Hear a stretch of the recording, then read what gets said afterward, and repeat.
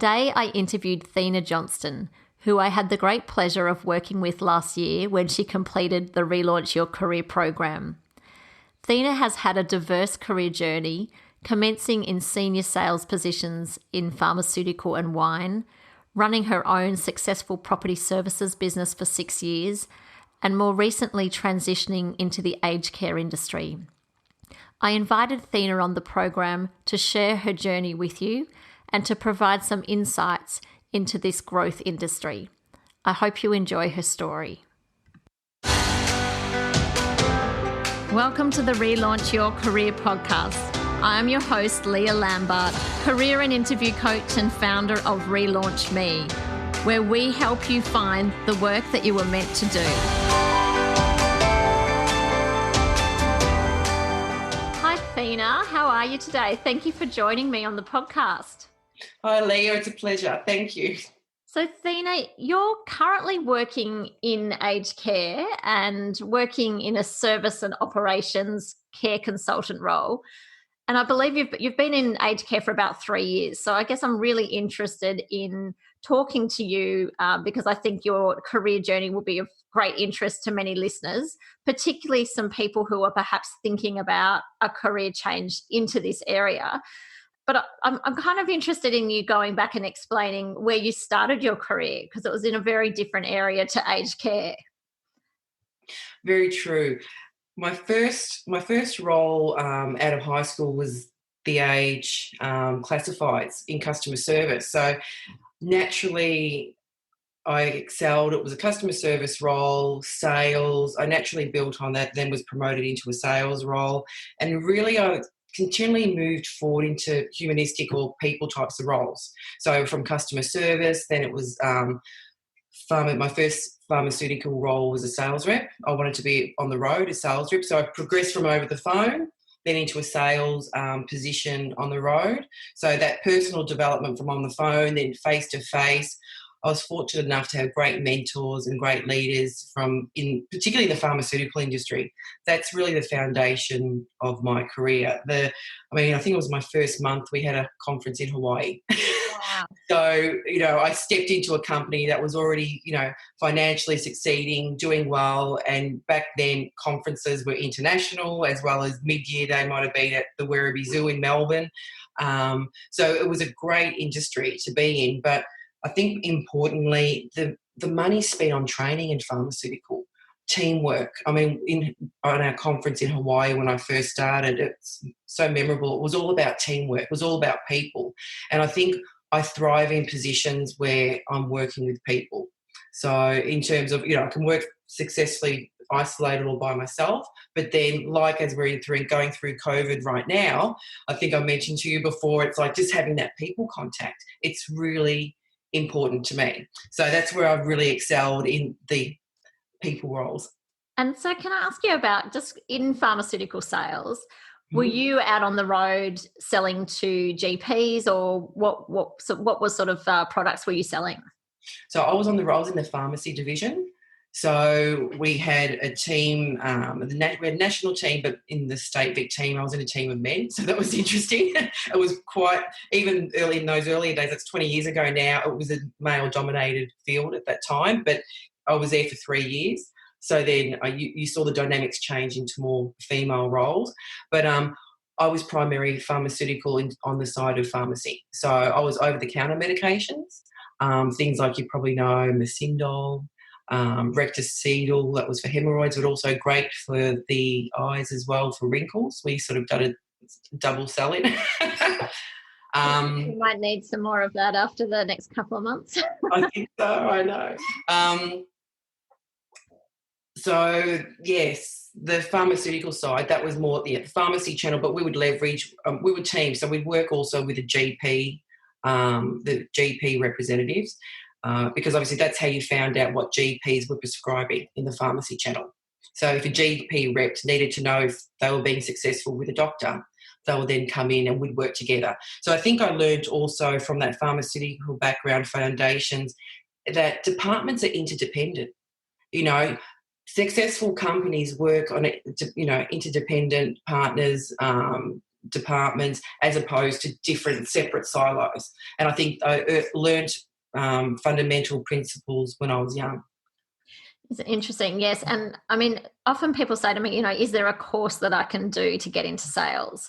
And a lot of these big companies often, I think these days, do require a degree, but you learn everything on the job, don't you? And that's why these sort of pharmaceutical companies are such great places to start your career in sales because of that excellent training.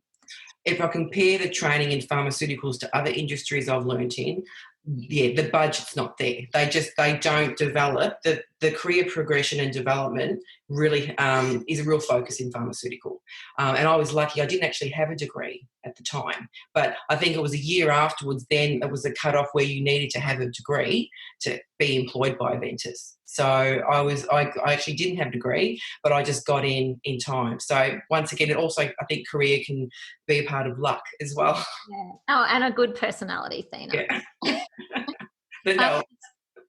And then you spent a little bit longer in sales, I think, working in cosmetics and then in wine, which is obviously an interesting product to sell. How different was it working in wine to working in pharmaceuticals? To be honest, I don't find it any different. You're really, you're looking at statistics, you're looking at market trends. So strategically, it's the business principles are the same, but obviously, it's a people dynamics too. So for me, it wasn't a huge, obviously the product was different. You got to do a lot more samples in wine. Quite a few business trips to Margaret River and Perth. Things I notice is definitely a different business culture from your East Coast to your West Coast. West Coast is very laid back. And then East Coast, when you think of all your head office, Coles, Dan Murphy's, Woolworths, everything's bang, bang, bang. We want it yesterday. Deadlines, timelines, whereas the winery would be a lot more laid back. What were from your time working in sales, what were some of the real key skills that you developed during that time that you've, been able to take into other roles since then? I think a lot of it is that building of experience. I never forget, when I first started in pharmaceutical, I was young. I was always an extrovert, but you start to look at things on a different level. So here I was, for example, my first conference, I thought I'm an extrovert, and then I go into a room of another 300 extroverts. It brings a whole new meaning of the level of extrovertism. So your perspectives deepen and change, and as you get older, you get wiser. For example, you get tested as a young representative in pharmaceutical. I had one pharmacist, he was testing me, and he'd always make it really hard. And then one time I took him, back there we had football tickets, Geelong, and seeing a pharmacist very, strict, business orientated, then seeing him at the football, an absolute madman. And then he admitted to me, he goes, I'm just testing you.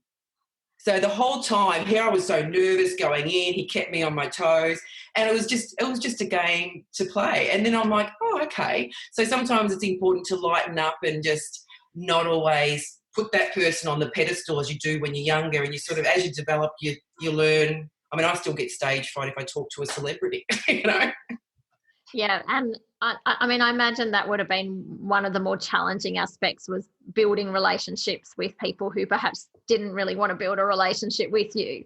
Absolutely. Here I am, a 25-year-old, trying to do business with, a mature man in his 50s, with a lot of experience, and he's thinking, well, what do you know? You're 25. Yeah. And if I compare my business knowledge now to when I was 25, leaps and bounds. What aspects of sales didn't you enjoy? Sometimes the KPIs when they're unrealistic. The part of sales particularly when management don't acknowledge with the frontline staff, strategies aren't working. And they will just keep hammering in the same old story, and it's like, well, hang on, it's not working. So if management don't realise you need to strategically change things, you can't. So I think it's very different working for organisations who can change strategies, and it is harder for larger organisations to smaller organisations. Like for myself, if I ran my own business, we can change a strategy quickly. I don't need approvals. I don't need to go through anyone. It's like, this is not working, let's change it. Whereas with big companies, no, you need approvals. So, yeah. From that. And so, Thena, was it some of those frustrations that led you to then set up your own business? Absolutely. Yeah. Tell us a little bit about the business that you established and ran for 6 years. So with Velocity Property Services, I've always, from when I was younger in my teens, I always had this premonition, like, I want my own business one day. One day. Didn't know what it would be. I've always liked business and sales and people, but I didn't have like a defined, people know if they're tech orientated, they know they're going down that path.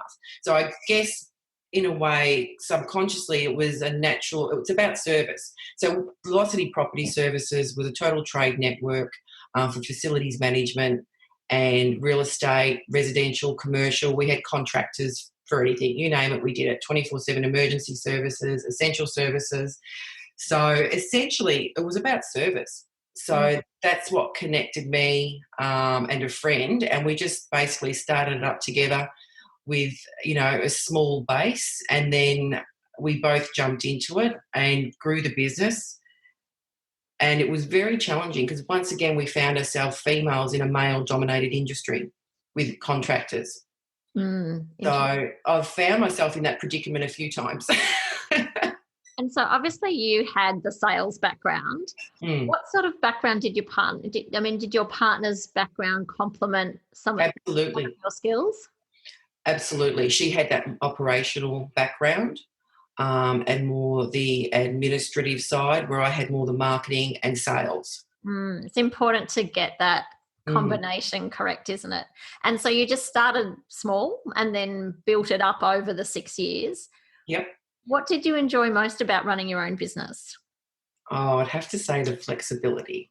The flexibility. I mean, you work hard. Often it was 7 days a week, but you could, log in, log out whenever you wanted. We did do 24/7 services, so it was long hours, but we had perks where we went on often, on our conferences down the Great Ocean Road. So, our locations where we worked mobile, we took advantage of that mobile office, which really what a lot of people are doing today in COVID.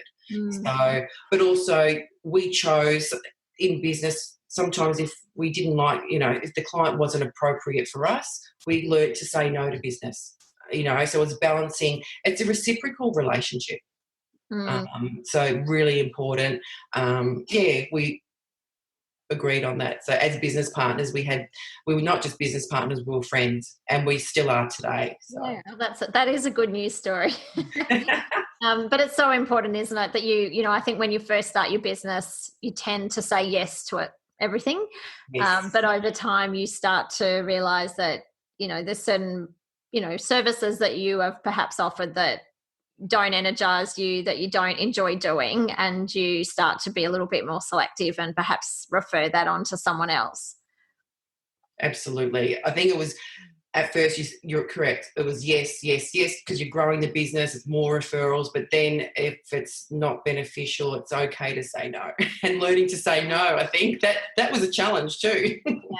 Yeah. And what were some of the other challenges that you faced running your own business? I think the biggest part is cash flow for a small business, and while you're trying to grow it. I mean, you could have an amazing month, and we had terms with our contracts. We're paying them in 30 days, but often clients would not pay in 30 days. So you do have that cash flow can really make or break. Can be challenging and stressful times. That's where I think I went grey sometimes. Because as you're running your own business, your IT, your accounts, your customer service, your sales, your conflict manager, you're putting multiple hats on. So it's challenging, but rewarding at the same time too. And so did you have staff in the office doing some of those functions, or were you sharing a lot of that workload between you? No, absolutely sharing. From the start, you're doing a lot yourself. And as we developed, we had account managers. So it was really growing and leading them to build and develop them to understand the industry. And so whilst you're in your business, were some of your clients in the aged care space? Is that how you came to be interested in your current field?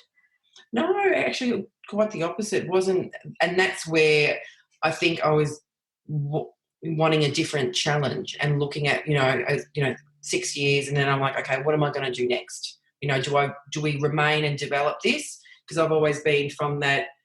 I like a challenge and I like to grow and see a vision. So when I get to a stage I'm not learning anymore, um, I'm I'm one of those people who has a career profile. I've changed multiple industries.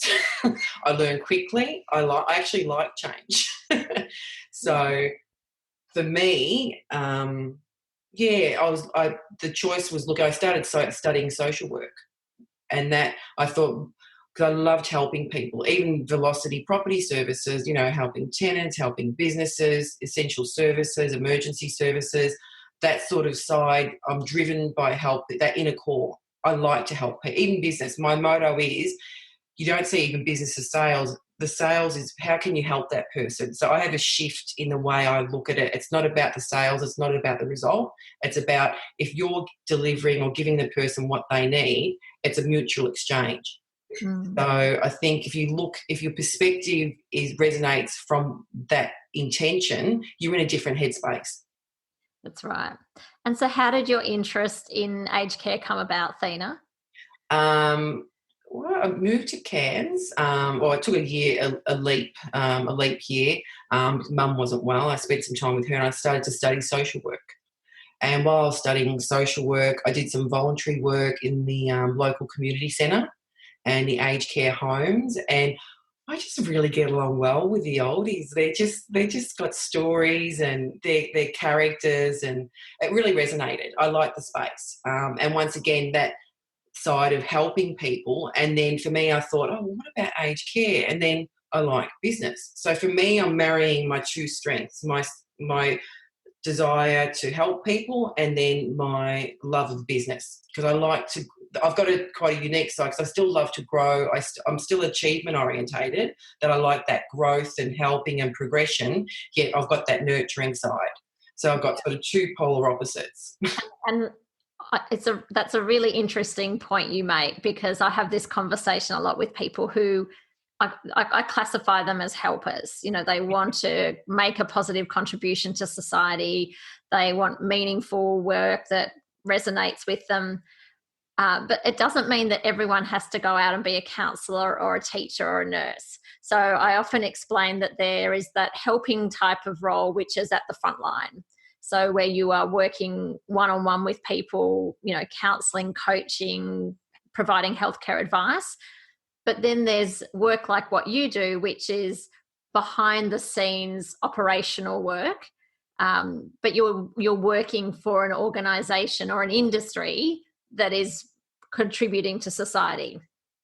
So you still feel like you're doing purposeful work, even though you're not sort of at the front line helping people on a day-to-day basis. Absolutely. I see myself on the intersection, because I'm doing the referrals, the operations. So it's quite exactly where I am at the moment, is that perfect blend, So I've got that helping side and that strategic side. And so even though, your role, even though it's operations, it still, I imagine, requires a lot of empathy and compassion, and in terms of dealing with people, even though it's an operational role. Absolutely. You're liaising with clients, it's their families, and it's very different. I look at it from, you've got your clients, but you're dealing with the public. So you're not dealing with always the rationale. You've got that psychosocial side, where the dynamics are very different to what you would in a professional realm. A professional realm, we have certain etiquettes and it's fine. Whereas that emotional side, or that psychosocial side, you're dealing with humans, you're dealing with emotions, you're dealing with care. So it's a very, physically and mentally involved role too. It's not, very two different worlds, but when you bring them together, you need both. Can I just take you back, when you mentioned that you were doing some volunteer work whilst you were studying the Bachelor of Social Work? Mm. Can I ask, was the volunteering a strategic decision in order to sort of test out the area, or did it just sort of, you fell into that volunteer role and decided that you liked aged care? No, absolutely strategic. I thought if I'm going to, because there, even with the social work side, there's a working with young children, there's aged care, so you've got disability, and for myself, I thought, no, if I want to change into aged care, if I was going to strategically move back to Melbourne, and I thought, what's going to be my career direction? So I was really at a crossroads. Do I stay studying social work and be a social worker? At the time, I'm like, oh, I want to work in hospitals. And then I realised, well, I'm not going to get the fulfilment of the business side. But that's where definitely the voluntary work was strategic in a sense. Let's see how I feel within the environment, the types of centres, what sort of scopes, what sorts of environments. So obviously aged care, there's voluntary, there's community centres. So there's a few different spaces. So I just wanted to get a feel, but it just resonated. It sort of felt, and also being a growth industry, that was also strategic as well, because I'm 45 now. At the time, I was 42 when I decided to get that first role. Yeah, and look, I think, that was such a great decision, that you did take that that action to go and find that work, because not only you experience the environment firsthand, but also find connections and build connections in that industry. Mm. How would people, if people were interested in volunteering, how would you suggest they go about it? I think it's always great to look locally, because then if it's not too much of an effort so strategically it's local, it's 10, 15 minutes or something that's not too much of an effort for you. So go in, call in, or even with myself, facilities, it was local ones. I was popping into, getting to know people, the relationships as well. So that helps in terms of definitely opening up those doors. Yeah, and I mean, I know there's obviously volunteer job websites and job boards, Mm. or would you encourage people to actually approach aged care facilities directly if they were interested in doing some volunteer work? Absolutely, aged care, community groups, in-home care, councils. A lot of your local councils have voluntary or work. There's a lot of organisations that need help Mm. too, particularly at this time now. There's a lot of people in aged care who are waiting for a home care package. There's thousands of people waiting. So there's definitely a lot of scope for volunteer work. And I sort of believe in a natural progression. If you're drawn, or you go somewhere, it sort of tends to be fate. You find one thing leads to another, and that's how you meet people. And then you might not be at that facility, but they'll put you in contact with someone at the local council. They're looking for people. So as soon as you take that first step, then quite often the rest then just falls into place. Mm. I mean, usually there's quite a lot of fear that's, goes along with making a significant career change like you did, Thena. Mm. Do you think the volunteer work helped reduce that fear? Absolutely, yeah. I think it's also, I'm not afraid of change or risk, but it's also you want to be sensible in making how do you feel you're making the right decision? What sort of processes are you going to put in place for yourself to, gauge that, yeah, it feels right, it's the right. So for some people, it might not be the right time in their career, because financially, I did take, I took a few steps back financially to enter a new career, and someone might not be able to do that financially. So it depends, so there's other factors as well. But And so how did you go about getting your very first role in the industry? Well, interesting enough, I was applying for a lot of admission roles in the sales sort of side, but I didn't have experience. So at the time, I wasn't even getting interviews. So that's when I went into sort of a coordinator manager role at a residential site. I met an amazing manager, and she saw my potential. Mm. I was overqualified for the role. I've had my own business. I've been general manager, but I said I want to change careers. And she said, well, Regis is a company for that. It's a large company. You've got room to move and grow. And from that initial first interview, then getting to know her, she was a coach, a mentor. Amazing leader. I'm still in contact with her today. So I was fortunate to have someone recognise my gifts, my talents, to give me an opportunity. And I'd encourage people to don't give up. You've got to meet that right person who sees your qualities. Great advice. And it's about, it's about articulating the transferable skills, isn't it? If you don't have the industry experience, it's focusing on the skills that you have that you can bring to the role. Absolutely, that it's transferable. And I think my biggest thing, I mean, also now being an active member with LinkedIn, a lot of the LinkedIn learnings, there was one of them, she talked about a career profile. And I mean, myself, I'm X generation. I've worked through multiple industries. So that adaptability to change, I think that's the X generation compared to my parents' generation. They worked 20 years in one role. Whereas, I mean, I could easily change industries from aged care, so I don't know. But, we do adapt, and we do change industries. It's more common today. Much more common. And I think there's, our parents just were satisfied if they had a job as long as they had an income. There's a lot more focus now on finding meaningful and fulfilling and purposeful work, where our parents wouldn't have even known what that meant. There was no sort of, they just worked to do things in their life, and they had fulfillment in other areas, didn't they? Absolutely. It's also the social organisation space. If you look at how many non-for-profit organisations there are, working for Back Care now, I work with a lot of amazing people. These people are there because that's their purpose. They want to work for that social civil organisation to feel they're contributing. So that career awareness, that space now, people want to be fulfilled. It's becoming more of an expectation. And if companies aren't getting on board to that, there is a shift. And I think moving forward with this, even with in the technological space now, us working from home, you need to trust people to work from home. That wouldn't happen back in the hierarchy, that authoritarian. No way. So, I mean, Thena, when people think of aged care, like I do find that often I might, suggest aged care to people as an industry. And I think a lot of people, when they think of the industry, they just think of clinical roles where you are, more personal care work and caring for, or nursing.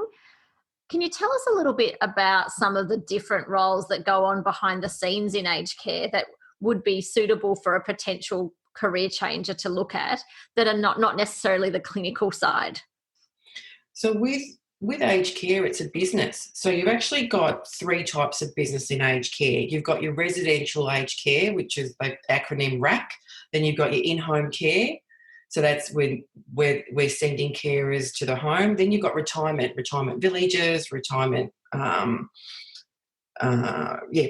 companies, or even retirement businesses or aged care businesses. So it starts from reception work. If someone's younger, they want to get into reception work, coordinating care, customer service roles. There's admissions in terms of residential aged care, where you're looking after the families, you're helping them through the transition from home to aged care because the family can no longer look after them. That was my second role at the space I entered. So you really, it's a humanistic. It's a if you really love working with people, aged care is a really rewarding industry. And then I guess you've got marketing, you've got exec roles, regional roles, your sales, marketing, even your accounts. So from, if you're an account, the accounts type of person, you want to work in that industry. So if you just think of businesses, whatever role within the same business, it will be in aged care too, in terms of that traditional structure. So there are plenty of roles for people who don't necessarily want to go out and change career altogether and become a helper or nurse or something like that. But there's roles where people could work in finance or marketing, but still within an industry that they feel is making a positive difference. Absolutely, because as you said before, the skills are transferable. And a lot of the time, with the learning within the industry, new people bring in new insights. And I think that's where, bringing people over from other industries is an asset. But Mm. also with traditional, a lot of your traditional roles, you're within an organisation that you are helping people. So it resonates in that space too. You don't have to be on the front line helping people. So, I know that TAFE offers courses, a certificate for in aged care for people who want to do more, sort of be an aged care worker, which is more the caring side. Are there any courses that you would recommend, or courses that people would do to, say, work at an admissions role or in more of the operational type roles? There is how there's a lot of courses. It depends if you want to focus on the business side, or some people might want to look at the clinical or the health management side too. Because they're the options I was looking at. Do I do MBA or do I go down the health, the clinical side? So it really depends on your experience and where you see your value and purpose, what you enjoy. But I do see in the space for aged care, both the clinical and the commercial business side and the health side, it's an integration. Hmm. And there's definitely, it's a growing industry. So in terms of if you're starting off on a certificate, if you want, starting off, I've known nurses who are ENs and then gone off, and doing the commercial side, or vice versa. You've got commercial people then going off doing, a nursing qualification. So it really depends. For myself, I'm more the communicator, the interactor. I could not be a nurse. I would probably faint giving someone a needle. I just could. That's not me. So I think you need to look at, what are your skills, what are your strengths, weaknesses, traits, and what you enjoy. Exactly. And you're studying your MBA now, Thena. Mhm. Tell us a little bit about what you're getting out of the course and whether you're enjoying that. Oh, Leah, if it wasn't for you, I wouldn't have gone on that journey through after doing the relaunch career program. It's connecting me to learning and a lot of interesting people internationally. I've chosen to go through Australian Institute of Business. So it's learning delivered for people in the workforce. You're working full time. So with your MBA, it's 15 to 20 hours per week studying. But I thrive in learning, and I thrive in, as I said, that context of meeting and, meeting new people and the environment. So the learning curve it's been huge, and I can definitely see the reason when I come to you was struggling, coming from being managing my own company or senior roles into sort of entering at a lower level, finding that challenge to get a senior role. So for me, that learning and that integration, it's it's about having that experience and keep learning and keep applying for those roles. So my main objective is for that senior leadership role within aged care. But the industry at the moment is going through a lot of change. Mm. So my challenge within the industry is they're consistently wanting clinical leaders in senior commercial roles, yet they don't always have the commercial business experience. So I see, and I've spoken to many leaders, we see that changing, but it's in transition. So my goal is to keep persisting and learning and see if I stay in the home care space. Do I go back into residential aged care? Do I go and experience retirement village sector? So, but I'm open to opportunities, and I think that will come along. Yeah. How important is networking in this industry? Oh, absolutely important. Since connecting on LinkedIn, I really wasn't utilising LinkedIn. When you've got me, now connecting with people has been an absolute joy and pleasure, and getting industry experts experience. Also connecting with other inspirational leaders. There's a lot of inspirational leadership out there. And before I connected on LinkedIn, I was just like, you're only connecting with people in your professional field. Whereas LinkedIn opened up a full world for me, and also LinkedIn Learning. It was thrilling. It really has been a great experience. And I hope I've been networking. I hope that will bring other opportunities. I will persist. I'll keep an eye on you then. What are some of the other challenges facing the aged care industry at present? The aged care industry, since the Royal Commission, it's really, and speaking to, I mean, on LinkedIn, other CEOs and senior leaders, it's the over documentation.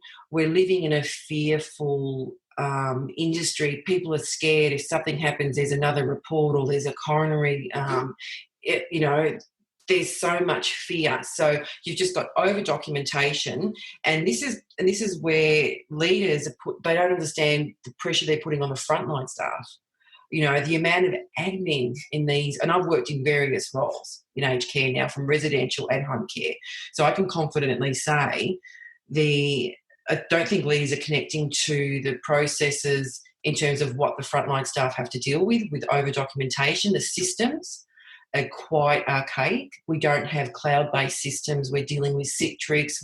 We're dealing with old technology, and it's slow, and it's taking more time, and it takes away time from the clients. We should be able to spend more time with the client as opposed to, 2 hours of admin. So, for example, an assessment with a client might be, 2 hours or 1.5 hours. Yeah, it could be 4 to 5 hours of admin work.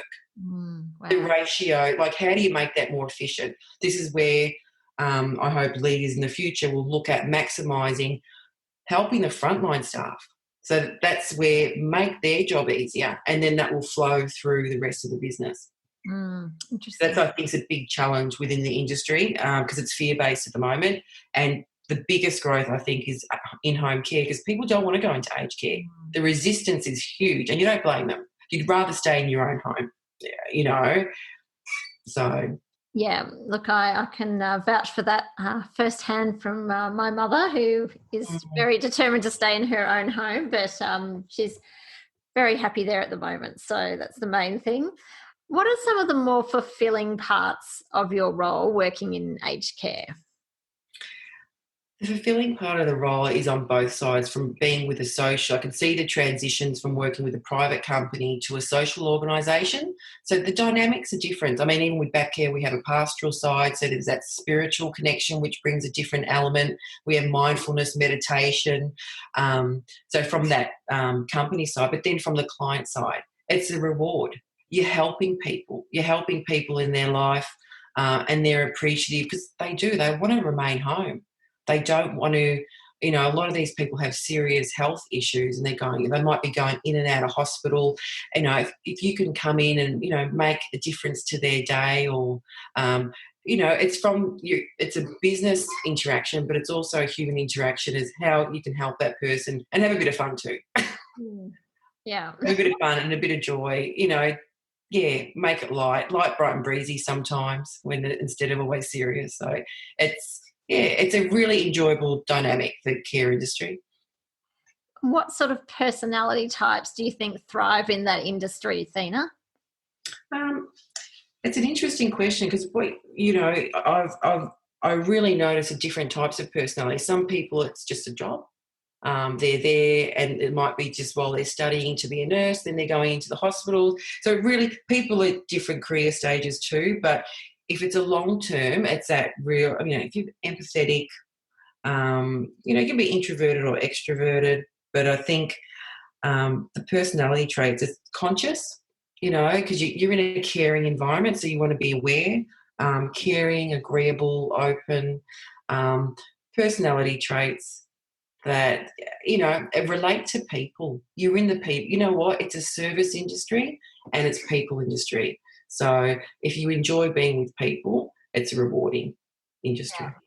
What advice would you have for someone who is perhaps thinking about going through a career change and exploring options within aged care? Definitely try some voluntary work or local community work.